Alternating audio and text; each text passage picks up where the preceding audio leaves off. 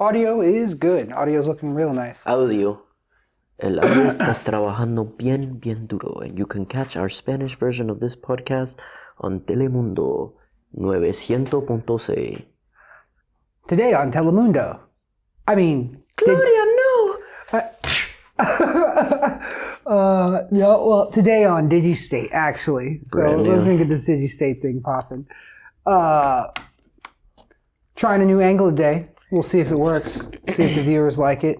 It's very professional. It's very by the fireside. I like it. It's where The light fire, because this is yeah, like light yeah, we colors, got the light cool. fire. Damn, I didn't even notice we upgraded the desk. Yeah, and we each got our own color and everything. I like that. Yeah, dude, I like that's that. cool. So today I'm gonna roll right off, and I was watching Timcast, and you saw the same one. They were talking about how people are like literally getting mental tics and problems from doing social media. fucking media. Yeah, and they highlighted TikTok for that as well. So that's crazy. I definitely, I enjoy social media as much as the next guy, but damn, like That's a hit. Yeah, and they say it's happening to young girls, which is real. Like, cause like social media, young people in general too. Yeah, for sure. But Just they were because talking they're so easily like manipulatable. Yeah, it's just peer pressure. Right. Just wanting to be fitting in. I think that when did that leave for you? The needing to feel fit, like part of the crowd. Being that I came up in like the 90s and shit, right? That was like my era of being a teenager. Social media really wasn't real. So like I consider that need to fit in the crowd though. Oh yeah, it was there, but I consider like the level that it's on now with social media it's so high octane. Like you wanted to be the popular kid in school, and there was definitely kids that were like definitely depressed because they weren't popular and stuff like that. Now like you need to be the popular kid in the world. Like I was just trying not to go to jail. From school to states for me, to it was worldwide. A little different. I was like, how do I get through this without going to prison? Because I was just a street urchin dude at the time. It was bad. The thing is, like how I view it now with the social media and like, it's the meat market.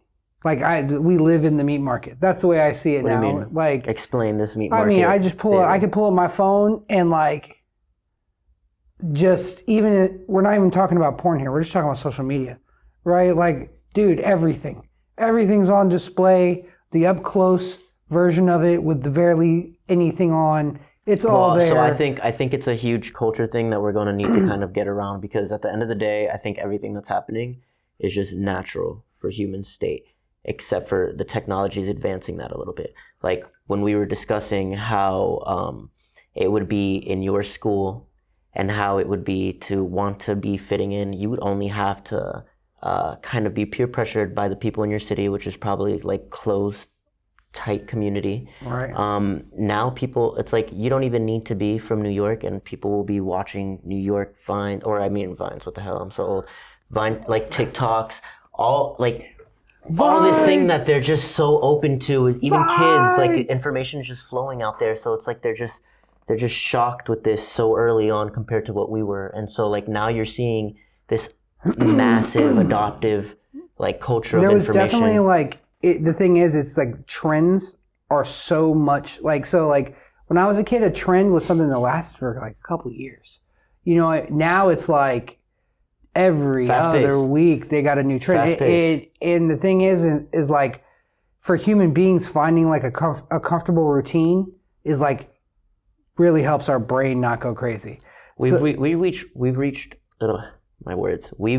world level with internet. Like world level. Like there's so much that you can just be exposed to. There's so many groups of people. There's so many kind of like you could fit in anywhere you want online, and you can even jump into something that's just not even of anything that you would probably put yourself in real world, and just be super diversified in it because you just have all that information there. So what I would love to see with social media is decentralized open source code. Like I want to see a social media really just like come through, open source their shit, be decentralized in nature so no country can co-opt them and take them over.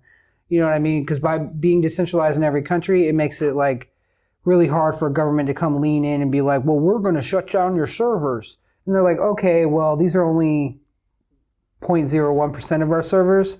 So if you want to shut them down, that's fine, but we're still going to operate fine. And they're decentralized all over the place.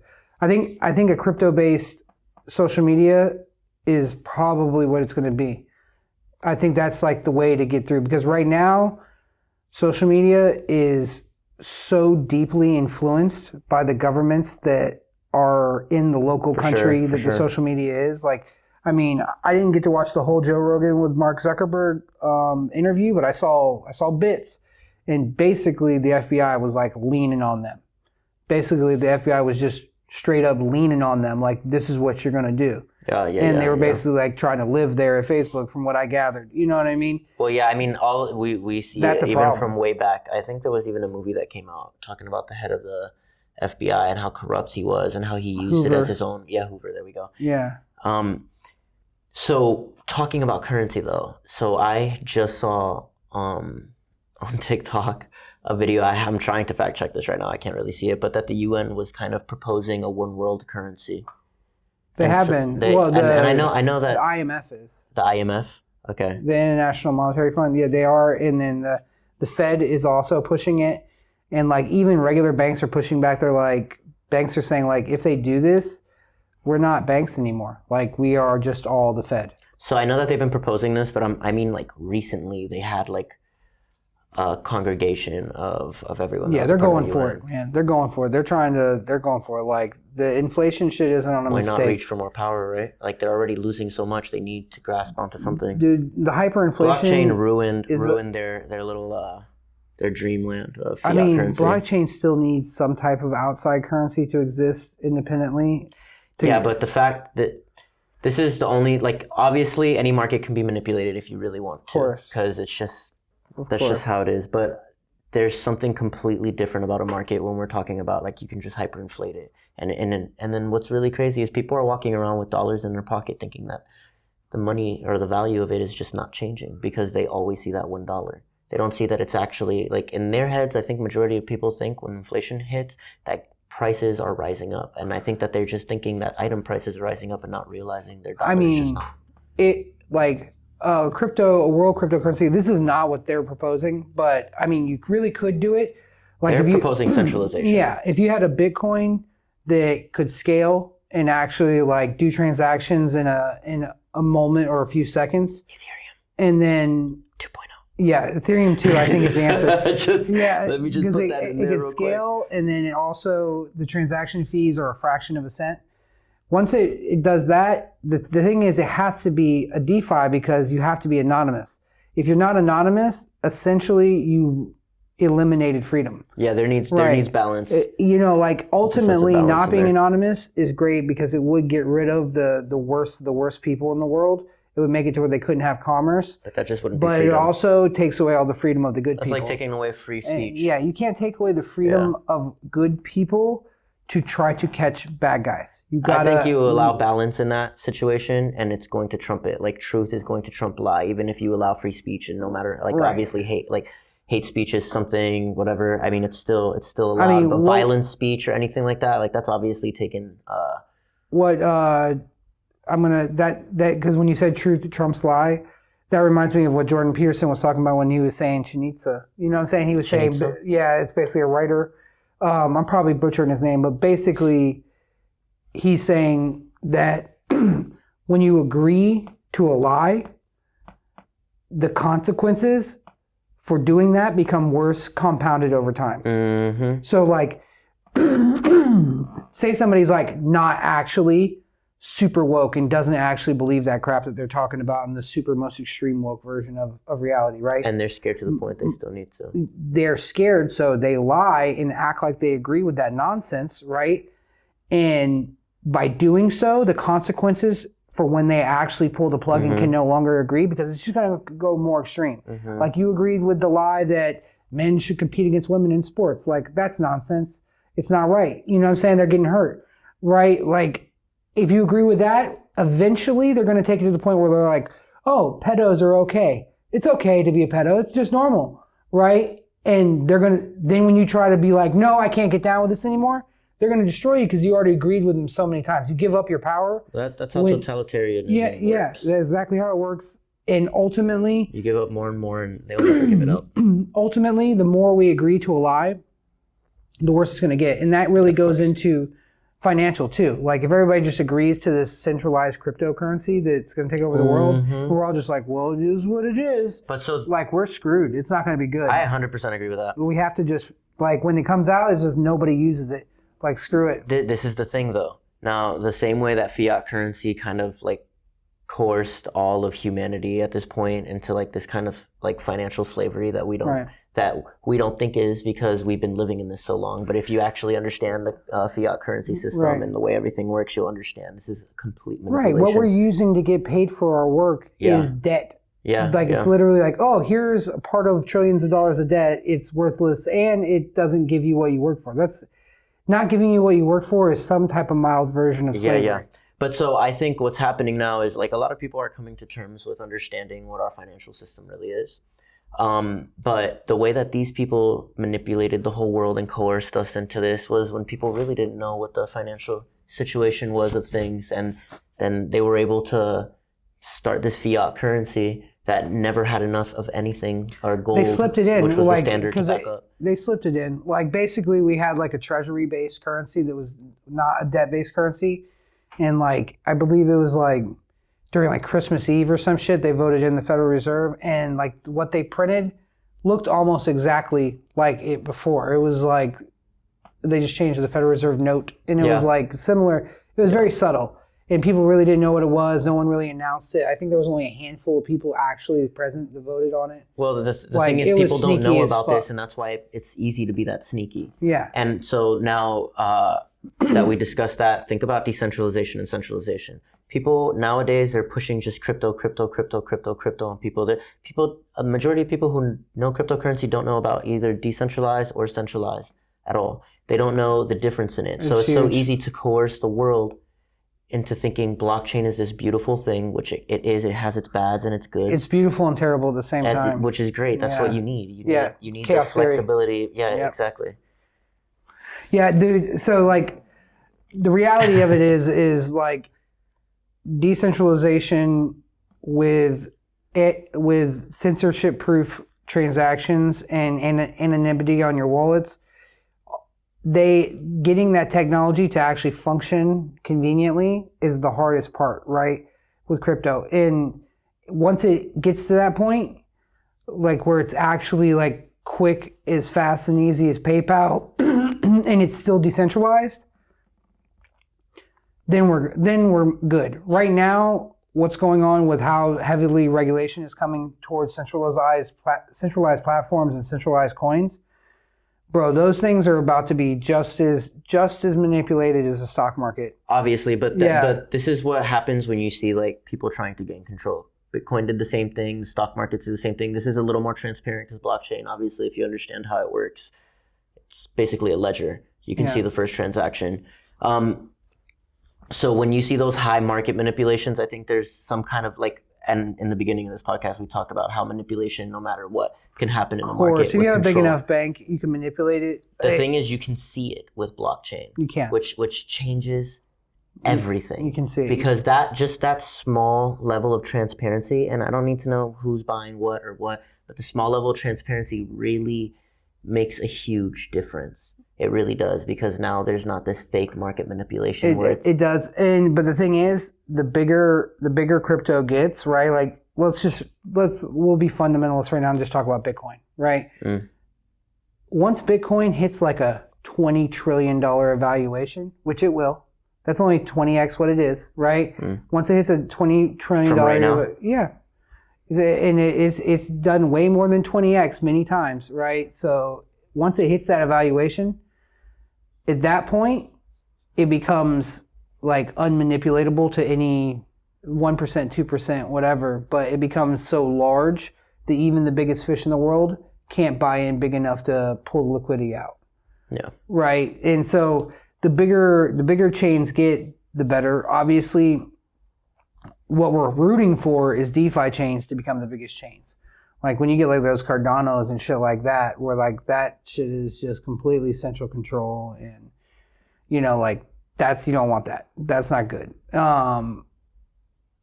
Really, like, and then there's chains that are in between. Solana's a good example of in between. Like Solana does have shifty chains. You yeah, don't know. Are you centralized? Are you decentralized? Who are you? Right. Like ultimately, there is one organization that owns like 60% of the Solana on the market. So even if all the servers are decentralized, one person has 60% of it. I see a monopoly. So that means is 60% sway? Yes. Yeah. I mean, they Total could control. pull all the liquidity out of the project. For sure. You know what I mean? But their ecosystem with NFTs is growing so large now that it's going to be hard to do that for viral. long. Yeah. Right. I think Solana in a year or two, that 60% won't matter, even if you pull liquidity. So that's it's still big.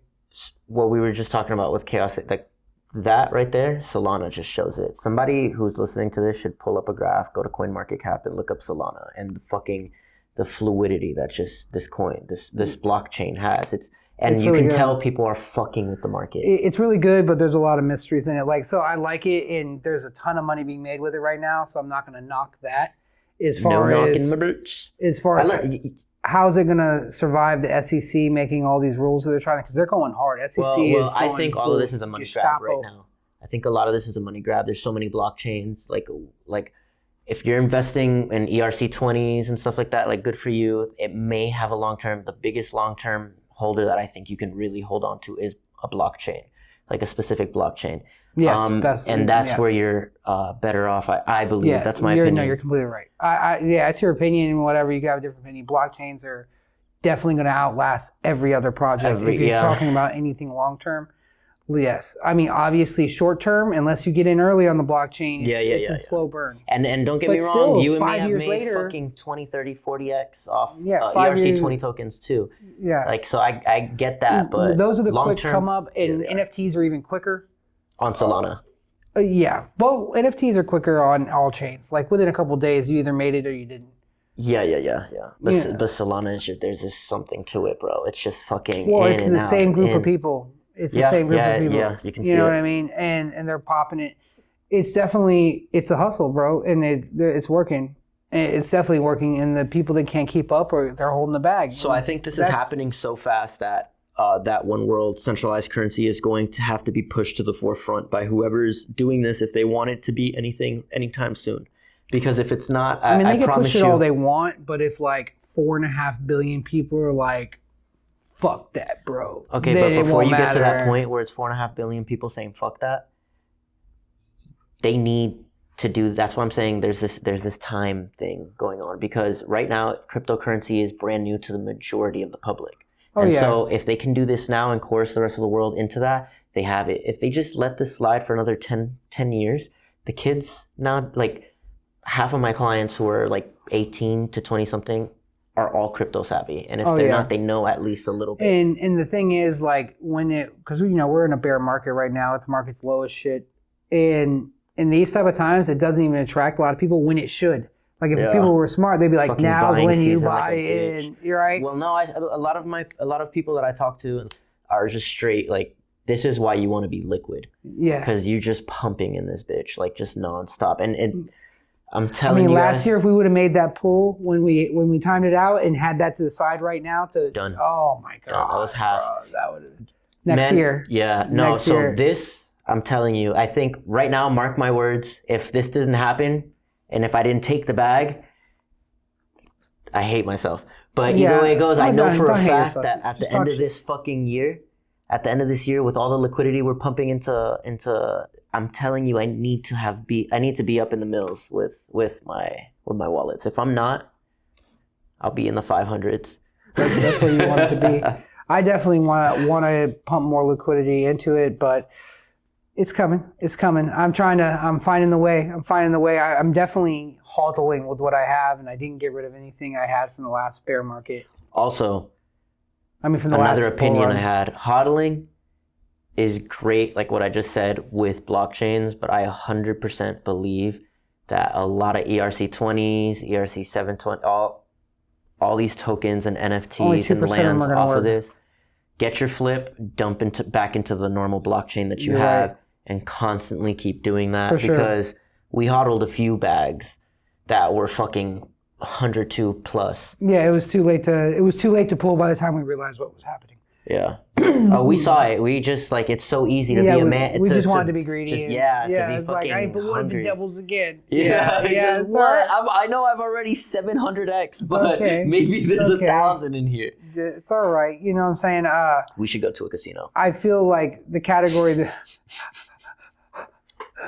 Yeah, he's like, no, I'm just gonna flip Solana on the Solana casino, basically. Fuck, that's another thing. Kids are getting Solana is this thing where it's like you can just jump online and just they have the Web 3.0 in their application in their wallet. Yeah. You literally can jump into poker rooms, rolling dice. There's so many gambling game, blackjack. They're getting their money, crab, bro. And it's all websites. Like it's amazing, and kids are fucking. Like people out of country even, not just kids that don't have that much money, putting like $100 into Solana, flipping that bitch up, and all they do is play poker. And like they'll be on Decentraland with Ethereum or with any other, but now it's a lot of Solana projects are fucking degen as hell. They're just... Right, Solana's gonna eat right now real hard because they're one of the cheapest, most utility blockchains to use. It's almost nothing to Solana, use please it, look at this blockchain. And it's very fast. I think ETH layer 2 is going to breathe life into a bulk of the market because they still have 40% of the market. So it's like the 40% of the market they have right now, everybody's just chilling. They're waiting for ETH 2. They're like, I'm not spending $100 a transaction, so give me my 5-cent transaction. And as soon as they do that, the volume is about to go nuts. Even if the market's low, the actions, the things selling back and forth are going to start fucking moving like crazy. So have you seen Vitalik's like proposal into transition for ETH2? So yes. So okay, so then I have a question. We're all transferring into the Ethereum 2 blockchain. It's a completely different blockchain. They could speak to each other. The gas fee from one blockchain to the next, like when you're transferring your tokens over, is it still going to be that fucking hit? So the ETH1 chain is going to be basically like the archive of the long-term chain. It's going to hold the last 7 or 8 years or whatever. And then ETH2 is going to be just the recent history of the chain. So it's not carrying all that data. Then it's also going to be, instead of going on one path of information, like one path, they're going to shard it, and it's going to be doing computations on like 10. Imagine like a highway that had a bunch of layers on it. Instead of doing the computation on one path, it's sharding it into 10 paths, and it's basically able to compute way, way faster with way, way, way less server it's changing energy. From proof of stake. And it doesn't carry around all the weight of every transaction for years. Those get put into the ETH1 old network, and then those people who are still miners from ETH1 who don't want to change over, if you want to get the long-term history on a coin, right, you go to them basically and get the long-term history on the coin, and you'll pay the old ETH1 gas fee for that. But as far as the ETH2, yeah, streamlined, light, not carrying a bunch of data. Like the thing is, like blockchains that don't do what they're doing here and figure out how to shift off the ledger history always are going to run into what ETH1 and Bitcoin have run into. They've existed too long. They've had billions of transactions, and now the ledger's so big and so cumbersome that just every time we make one transaction, we made a transaction with the report. It's a page of data. Yeah, so pages. Yeah, straight like up. Fucking files, right? Cabinets So even. By the time we're like this far in with ETH or Bitcoin, dude, they have literally Bitcoin and ETH were one of the and first gigs and gigs of data that they're trying to process. So all these servers are having to work super hard, and so offloading the excess ledger data is really how they're doing it, and that's going to keep it nimble, light. It's going to allow it to continue to be light and fast as it scales. And then also their system of cross-checking. You know how like blockchains, like when a transaction happens, it keys into the other DeFi servers, and they have to all come to the same agreement for the transaction to come through. Well, what this does is it allows a nodal system.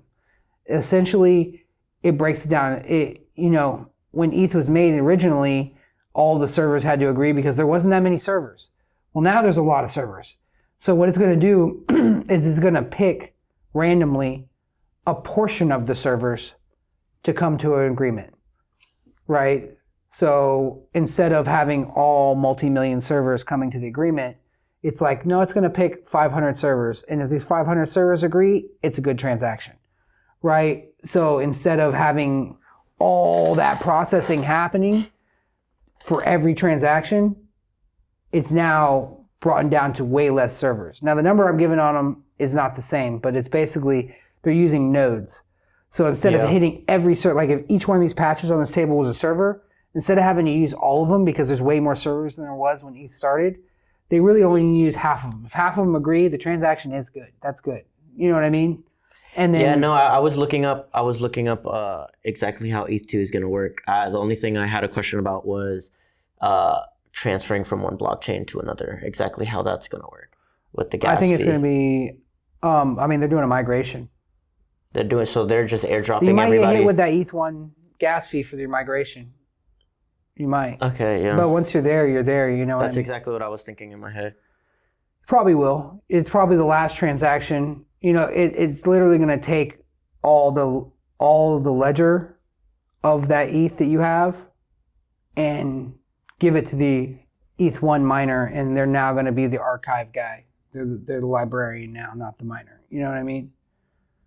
But they still get their money that way. And then all the people who are mining that want to do ETH2 mining, and they realize it's way less per transaction they're going to get, but it's going to mine way faster. It's not going to be near as competitive. Like it's going to go faster. But I also think the number of transactions, like if you got to think about it, if you're going from $100 a transaction to 5 cents, dude, the number of transactions are about to go through the roof. And DeFi platforms like Uniswap and all that stuff, right? OpenSea, DeFi platforms are going to blow up again, because the only reason like your Coinbases and your Robinhoods and all that shit are blowing up is because it's convenient and fast and it's cheap to trade. Well, it's going to be essentially just as cheap to trade, except they're not going to lock down your app all of a sudden when you get a boom. You know what I'm saying? Definitely on Coinbase, I was getting a boom and I could not do anything because they didn't want to let people take all their liquidity in the coin. Well, no matter how much you preach that, I don't think a lot of people are going to jump off of Coinbase. And the reason being is because, I hate those exchanges in general, but the reason being is because they're always up on the new, since they are like running with the banks, like they are always up on the new. Like right now, you can have a Coinbase wallet, and every cryptocurrency that you have in your wallet, for every profit and everything you make, you can use as $1 and just go into stores and like almost as if it was Apple Pay. It's true. But if you 10x all of a sudden, you're not going to be able to cash it out. Well, yeah, obviously. But no, you can definitely use your card though. So I 100% hate exchanges like that, obviously. Right. I hate exchanges like that, and they're always having control. As long as you can't keep And also, they're always buying cryptocurrency the same way that the stock... right, and just like how they are recording, because basically on those centralized exchanges, it's not like it used to be. So now it's every transaction on there is a capital gains transaction. Every single one. Doesn't matter. You exchange to cash and then back into the other coin. And it's making you do it that way.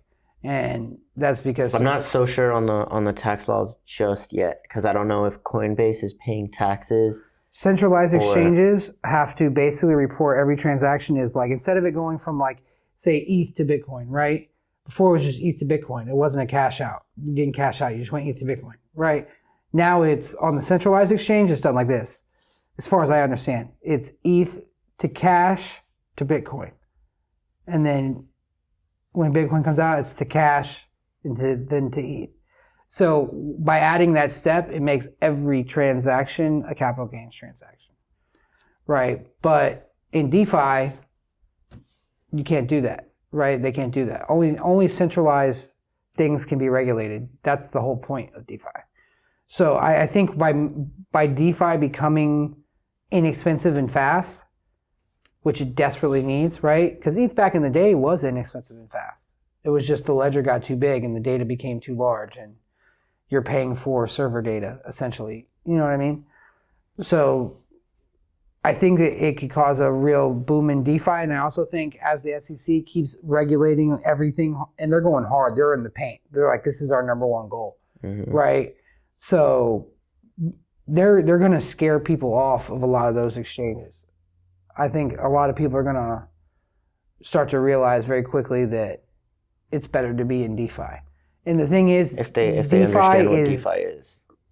Oh, they do. They do. A lot of people do. I would say you get into crypto and a lot of people don't even know what blockchains are. I say half of people do and half of people don't. And I think people who don't lose money, and if they don't decide to quit forever, they learn. Yeah, you definitely fucking learn.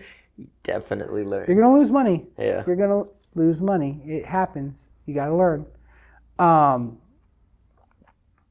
It's really interesting to see where it goes. It's tumultuous. And, will the world accept a one world currency? Have we come that far? Are the people ready? Well, it's going to be sold with convenience. It's going to be sold with open trade. Of course. It's going to be sold. So but will people accept it domestically? That's why I brought up the argument with the coin market or Coinbase exchange, because they're always on the up and up, and they're going to be offering things that the other people don't offer. So majority of people, but if half the population majority says of people no. who do stocks, Robinhood. Oh, it's sad. And they don't own any of it. But, I mean, and so majority of people who have crypto right now, Coinbase. Yeah. So it's going to be the same thing. Well, at least in the United States. Yes, at least. Well, I mean, you'd have to be decent, especially in a country where it's because the Asian countries, they have what's it called? Was it BNB? Yeah, Binance. Binance. Yeah. Binance has got the numbers. The Coinbase or the Western market has got the big wallets, big bags, because people are individually more rich. But out there, they got just numbers. They're like, yeah, our bag's only $20, but there's 3.5 billion of us. Like, it's just like deep. Out here, it's like 1 million people and shit. But they got bags, and then it's interesting. I'm definitely excited for the next bull run that comes in, the next big pump in the market. I want to get more liquidity in the market. I'm so ready for it. I want to. So, what's crazy, I can't believe. Zilliqa is a metaverse token? I don't even know what that is. I thought it was its own little blockchain. That's super weird. So I was looking into metaverses while we were talking about all of this, obviously. And, I'm a heavy player in Sandbox right now. I am fucking shitting bricks when it comes to Roblox and what they're about to do. So obviously the monopoly in the situation, all they have to do is snap their fingers and say, we want a part of the metaverse. And they're saying it. All of our bags are fucked, my guys. I want everybody to hodl your sand while I sell all of it for Roblox. Robux is what they call them. But we don't know if it'll be called Robux. Be honest with you, though, the whole metaverse idea comes from Roblox. Oh, for sure. Well, they make their own ecosystem. Even before that, the MMORPGs before Roblox, World of Warcraft, the idea of there was open markets within World of Warcraft. Roblox they're the Amazon. Even fucking RuneScape, you can make off-world money in real world. Surely, but Roblox, I'm telling you, they're the Amazon.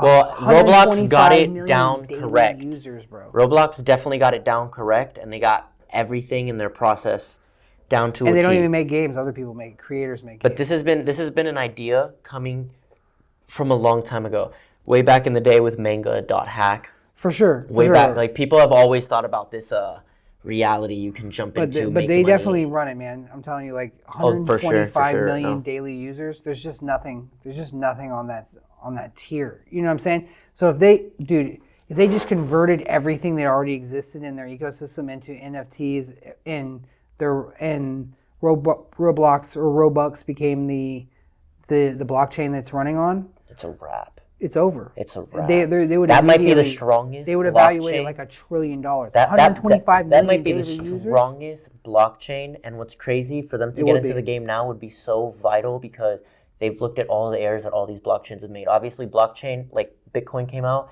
and it was the idea of blockchain. Ethereum said, hey, we can add utility to this. And now they're adding NFTs and this whole ecosystem within Ethereum, and now Ethereum's realizing, hey, this is too long. We need something different than proof I of could stake. tell you what, if they decide to go on a blockchain and not just make their own, that would be crazy. Like That if they would be became like an ETH2, Why? what if they were like ETH2?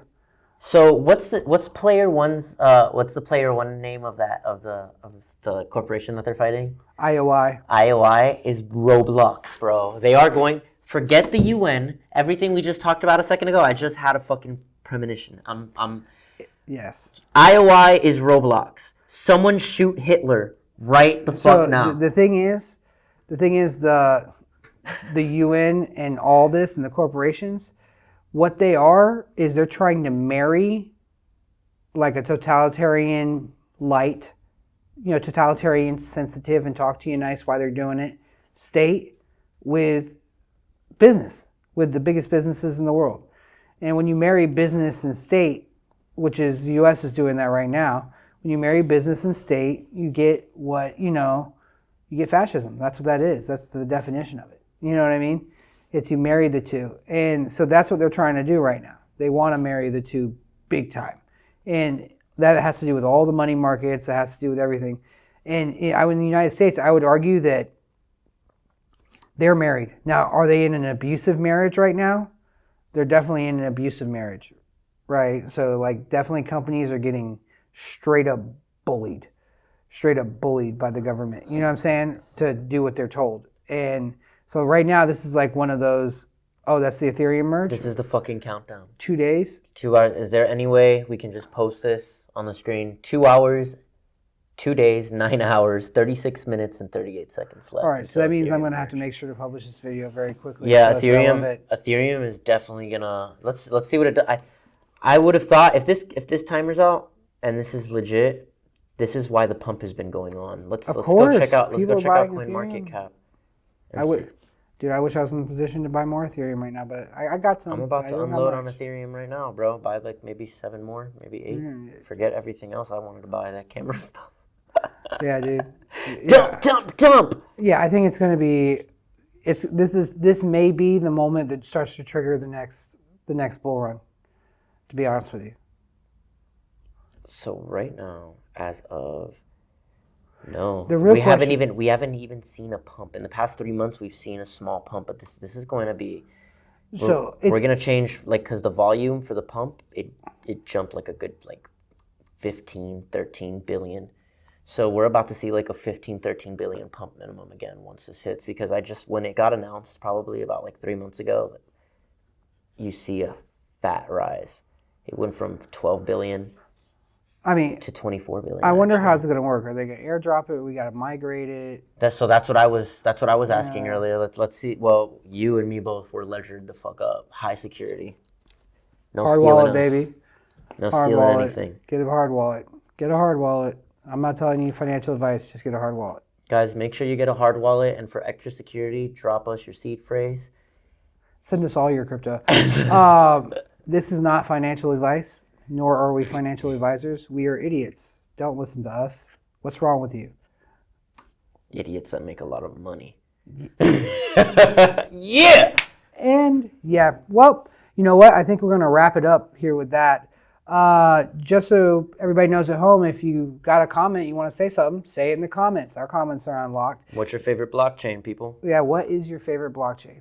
Also, if you guys have any ideas for things for us to talk about, we can pretty much just talk about anything. That's what we do. We really do that. So let us know.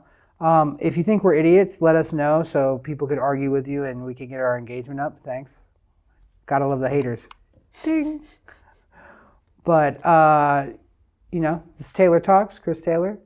I hope you guys enjoyed our little conversation here. I'm going to pass it off to my homeboy right here, Lost. Stage fright. Yeah? Stage fright just happened. There's millions of people viewing me. Millions. And I just told them how much money I make. Oh, you're a golden god. This is bad. Yeah. Well. Next time on Telemundo. The robbery of Los Ramos. On Telemundo, DIGI STATE out. Peace.